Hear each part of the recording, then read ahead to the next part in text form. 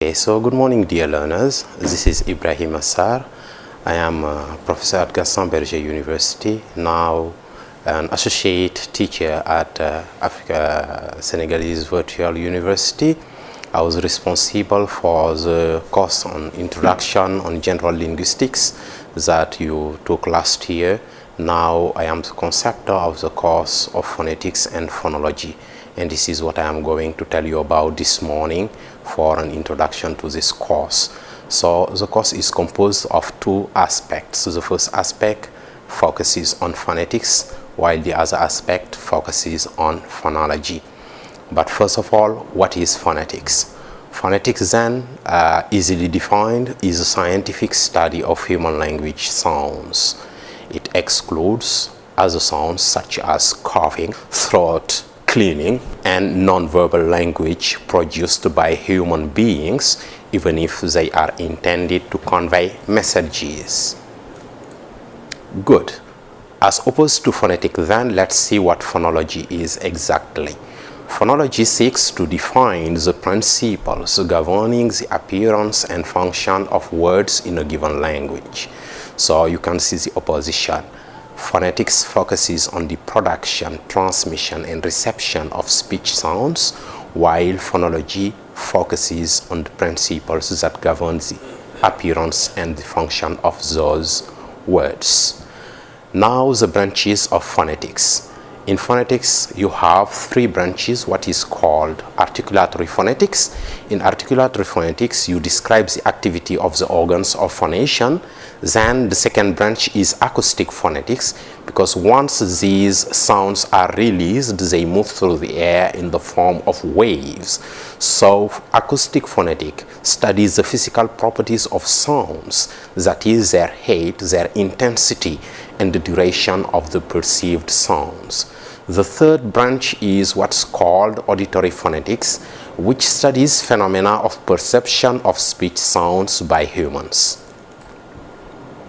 Then the tools of sound study. We have two tools of sound study. Okay, when you study sounds, you have, broadly speaking, two approaches. What is called an instrumental approach, where you use technological tools, and what is called an intuitive approach, where the researcher only uses his intuition to conclude. And now we have just two technological tools that help phoneticians conduct their studies. One of them is called the oscillogram, and the second one is called the spectrogram. These two tools are much alike, but well, there are differences on the way they represent sound properties. The communication process is another aspect that we deal with in this course. Three branches of phonetics study the sound in the process of communication at three levels mainly: the encoding or the emission, the transmission, and the reception or decoding. The encoding is when you conceive the message to be transmitted in your mind. The transmission is when the message moves through the air in the form of waves, acoustic waves, actually, and the reception or decoding is how the receiver decodes the message to get at the intended meaning of the sender. The vocal tract will also be described. Actually, they are all the organs that get into play in the production of sounds. So the air, we produce sound thanks to the air. So breath is really important. And then going from the lungs, you have such organs as the pharynx, you have the velum, you have the tongue. This is the tongue actually, and the velum is located in the chest. You have the lips, they are two, the lower lip and the upper lip. You have the hard palate, which is at the roof actually of the mouth. You have then the upper and the lower teeth. You have then the vocal cords, which are two-fold ligaments that are located in the trachea and that plays the role of vibrators, permitting you to produce voiced sounds when they are made to vibrate, and voiceless sounds when they are not made to vibrate. The next aspect is phonetic transcription and phonetic description of vowels and consonants. At a given moment, you will be called to describe consonants and vowels in language.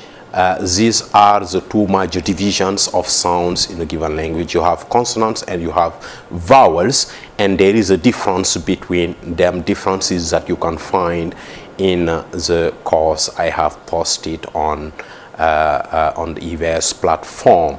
Then when you are describing a consonant or a sound, you are interested in two aspects. The first of them is the manner of articulation, and the second is the place of articulation, that is where the two organs of speech have got close during the production of a speech sound. Phonetic variation is also another aspect. All speakers of a language produce variations around the way they perform sound features. These variations can be explained by non-linguistic factors such as the geographical origin of the speaker, his age, people speak differently whether they are young or old, his sex, people speak differently too whether they are boys or girls, men or women, and even their level of education, and this is called free variation. In other cases, the variations are explained by the linguistic context. Phonology. Now we have completed what we had to say about phonetics. We are now moving to the second aspect of this course, that is phonology. Now about the phoneme. What is a phoneme?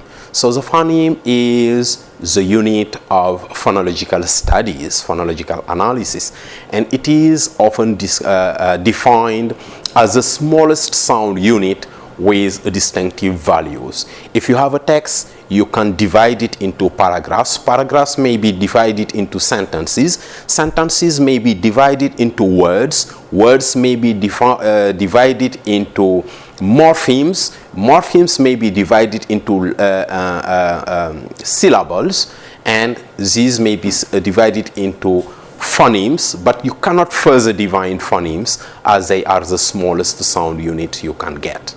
They should have yet a distinctive value, that is, in a word, when you take a phoneme and that you shift it with another phoneme, then the meaning of the word is going to change. That is what is called distinctive value.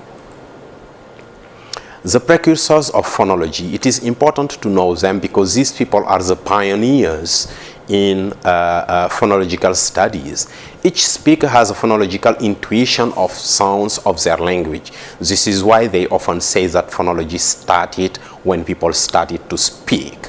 And those who invented orthography are also somehow phonologists, as the alphabetical transcription of a language implies the ability to discern the distinctive character, then match them to graphic signs.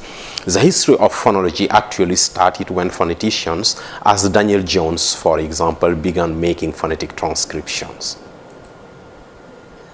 Then you have different schools of phonology. They are numerous, but we will just consider the most significant ones. The first being the Prague School.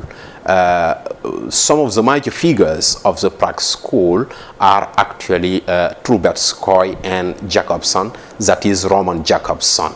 In 1929, Jacobson defined, for instance, the phonological system of a language as a set of oppositions that can serve to distinguish lexical and morphological meanings. Still carrying on with phonological schools, you have another school, that is the American School of Phonology.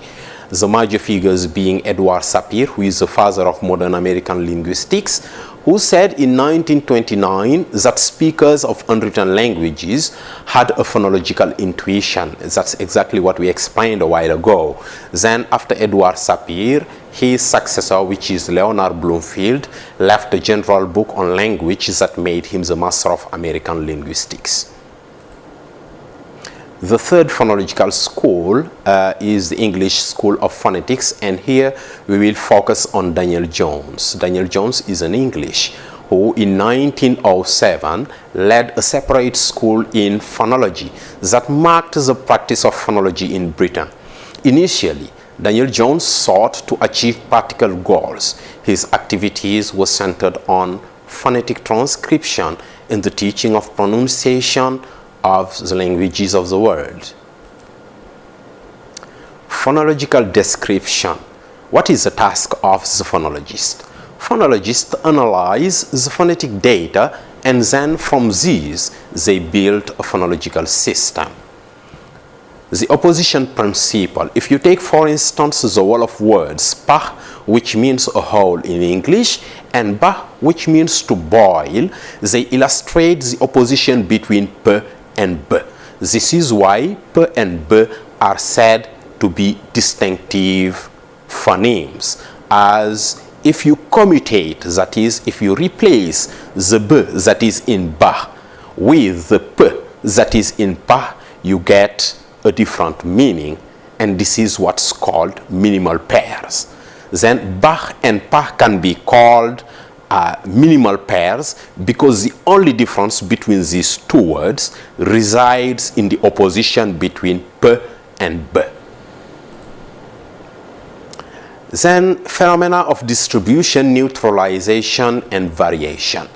Distribution in phonology is, for instance, how a given phoneme distribute within the different environments. That is it possible for the phoneme to occur in initial position, in medial position, and in final position?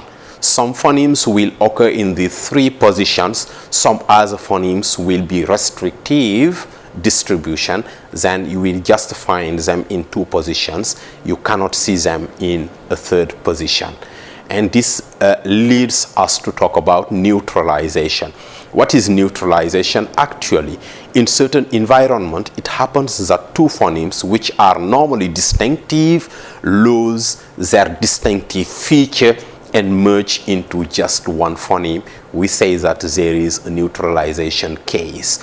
And then this neutralization generally benefit one phoneme, and that phoneme is called the archiphoneme. Then we end with variation in phonology. Variation, for instance, as we saw with phonetic, is when there is change in the way people realize, in the way people produce specific sounds. Okay, a typical example I could give here is if you take the wall of word halis, okay, which clearly starts with a h sound. If it is to be realized by a fuller speaker who have not been at school, they would probably have difficulty pronouncing h, and then h will be systematically replaced by k. Then instead of saying halis, they will tend to say kalis, and then the shift from h of halis and k of kalis is what is called variation in phonology. So dear students, broadly speaking, this is the general introduction to this class. I hope that you will be really interested in it. Maybe I did not have much time to be close to you during your last year class. This year I'm really encouraging you to read your lessons. There are a series of exercises that I have planned for you.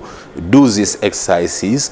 Go also in documents and internet sources. Try to learn more about these things I have explained. I wish you welcome. Thank you very much.